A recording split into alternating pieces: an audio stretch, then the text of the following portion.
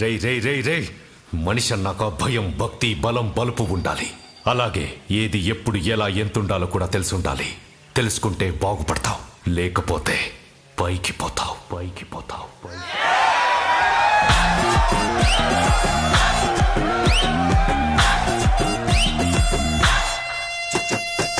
దండమెట్టి పాలు పోయన్నా, టెంకాయే తీసి కొట్టన్నా.